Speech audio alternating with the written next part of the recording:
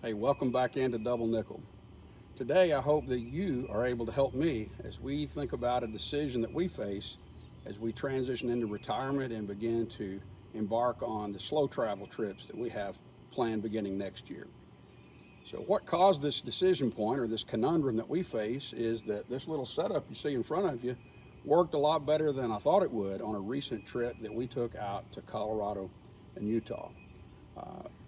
We are trying to think about how we're going to do these slow travel trips.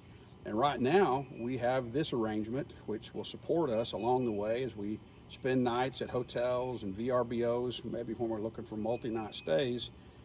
But on the road, like everyone, you see everyone in an RV and travel trailers, and it makes you wonder which is better for us as we have retirement approaching and we're trying to make this choice around these long Western trips that at least I want to take, and we balance comfort and simplicity and flexibility and convenience entering into that.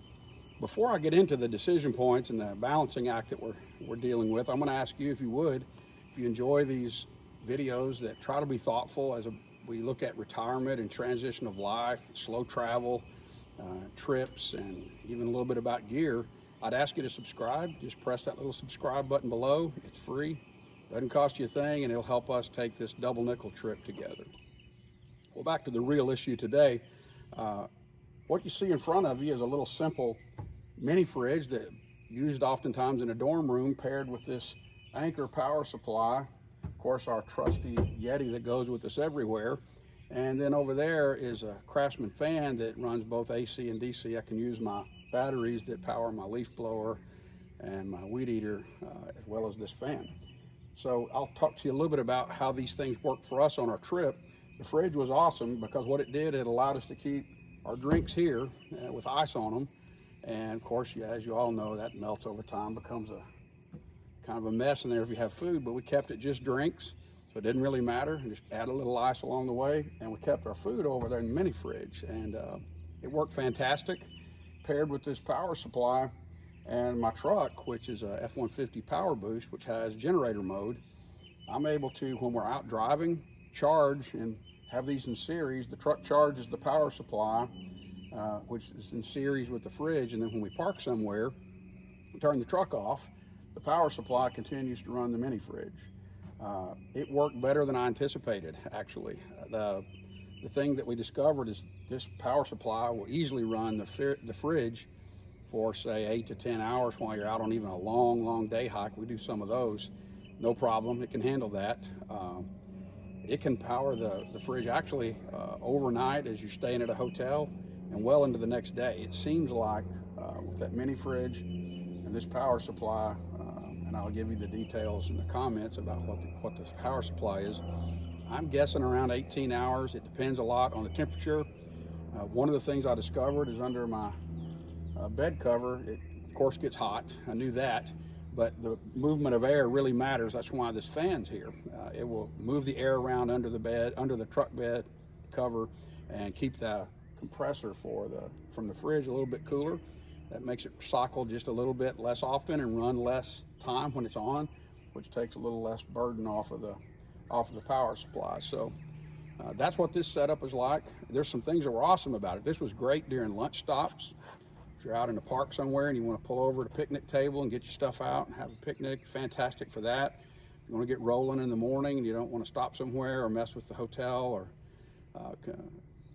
continental breakfast or something, just grab you some things and take off. It also allows you to stock up a few things, put it in the fridge, and stack this thing full of drinks. So it supports you there for a few days without having to stop and resupply. It worked great for that. On the way back, we spent one night at a rest stop, which was part of the idea here with this truck. Inside of the truck, because it's a power boost, you can set it to generator mode, and the engine runs a minute or two, so it charges up the hybrid battery in the truck, and then shuts itself back off. Continues to run the climate control inside the truck, runs the fan. We had the radio on, so like a lot of the new rigs, it has the real bright and large screen, so it ran that. I have a CPAP machine to help me rest well at night. Powered that just fine, and of course the the fridge, which was being ran off of the power supply, but was in series, so it kept topping the power supply back off. We stopped for a few hours and we didn't want to spend a couple of $100 to stop at a hotel on our way back. We just needed to catch some shut-eye. This worked great for that. A few things that we did run into that didn't work so well was if you're going to spend some time at a stop in your truck or in your vehicle, probably need something to put over your seats, a throw, maybe a sleeping bag, something to make it a little more comfortable. Didn't think about 2 pillows, just some things that are pretty obvious when you look back on it that we weren't really prepared for, but hey, it was an experiment trip, and this thing overall, it worked really well. It absolutely changed how we do these trips from here forward anyway. So I was really pleased. There's other space on closer to the cab where we store all of our hiking gear and some emergency supplies to get us out if we get stuck out on the trail somewhere. So plenty of room for what we have. This is configured a little bit differently when we're traveling. I turned the power supply a long ways, but I did it this way so you could see it. One thing I will call out in case this is something you're interested in, underneath the fridge, I have an exercise mat. You get I think we got that at Academy Sports that I trimmed off to fit against the side of the truck over there near the outlet and around the wheel well to cushion the fridge on the ride. It doesn't move around that much, and this is just the packaging that came with the power supply. Same concept to cushion the ride for the power supply and protect it from some of the bumps and vibrations. So that's how we're set up. It's worked well.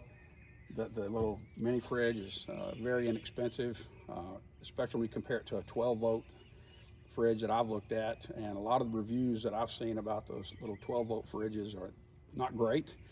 So if this thing lasts a year or two of this and I have to get another one, it seems like it's a better financial trade-off to go with a little mini fridge than to mess with one of those 12-volt ones. I'll let you know how that turns out over time. So turning to the part where I could use your help, the real debate. Here's the trade-offs. I'll try to lay them out for you of what I'm thinking anyway. This truck setup gives us many advantages. It's very simple. It's just you and the truck. It's all you got to deal with. It allows you flexibility, spontaneity around decision making on the route you're going to go, how long you're going to stay somewhere. If the weather's bad and you need to pivot, it's no big deal. If you don't feel like moving that day or moving very far, just find the next hotel, the next VRBO, try to extend where you're at. Those things are pretty easy when you're traveling just a truck. So those are things that are big positives, that flexibility that comes with being able to travel in this way. The other thing is with driving, it's just you and the truck. You're not having to tow anything. You don't have to consider your route. You know, if you have a travel trailer behind your truck, you got to think about the route. Where are we going to be able to stay the night? Probably height clearance becomes an issue. So things like that I haven't thought about before until I started thinking about this decision. Never had a travel trailer, so I'm reaching out to you and hoping you're able to help me. And those are some of the things that I'm thinking about as I'm considering the current setup with the extreme cost that will be involved with all the hotels and VRBOs versus you buy something and sure it's going to depreciate, but you'll recover some of that cost when you sell the travel trailer. So that's the plus minus of the truck. As I think about the travel trailer, there's a lot of advantages. There's the very consistent experience. It's predictably clean. I mean, it's as clean as you want to make it, right? My wife is big into the place being clean. She's very particular about hotels. So, and we have found that even the really nice hotels sometimes really are not that clean. So you got to be careful where you stay, look at reviews. If it's your own travel trailer, it's as clean as you want it to be, right? So you've got that, and the predictable experience, the comfort of being in the same bed every night. Sometimes you're out on the road and you're planning to stay somewhere and you've spent a fair amount of money to rent the room for the night, and you get in the bed and man, it's just not that comfortable. Well, with the travel trailer, it's however you set it up, and it's the same experience every night. It gives you a home base of operations. You ought to be able to obviously take more with you in a travel trailer than you would in this truck. You can tow more in the travel trailer. But there are some things you have to start thinking about. I'm sure there's some towing fatigue that you have to deal with. the setup and the tear down experience. I know that you get into a rhythm, and most people develop a checklist for that, so that makes sense. But it makes you wonder, is that like a real thing? And some of the questions I have for you is, after like a 6 or 8 week trip, where maybe you're moving once or twice a week, does that become really fatiguing on someone? The other thing is, there's some planning complexity that you have to think about with a travel trailer. I read a lot and see a lot on YouTube about the challenge of finding a place to rent for the night, a spot to park your travel trailer, pull in and spend the night or the week or a few days. The planning around that seems like it's a little bit challenging. And of course, it limits flexibility. It's difficult to just spontaneously adapt to the weather or adjust, or at least it's not as quick as it would be when you're just with your truck. So I got some very specific questions I want to ask you, and I want to openly admit I don't know these answers, and I really don't know what the right decision is. Probably there's not a right or wrong. It depends on the person. But I'm looking for you to help me out as we prepare for this, and I think about these slow travel trips. That's the context for us. I'm intending for us to travel slowly, enjoy the locations, spend a little time there, have some recovery between, and not these long, absurd travel days. So if you've bought a travel trailer, what actually pushed you that way? What were the tipping point things for you that had you convinced that travel trailer was the right answer? And for some of you, maybe if you went with a travel trailer or an RV and you said, no, that's not right for me, and you pivoted back to the hotels and VRBOs, why'd you do that? What made you? Was it the cost? Was it the inconvenience of the setup and the tear down and the towing and the limited flexibility that a travel trailer brings? Is that what it was? I'm curious. Was it the taxes, the insurance?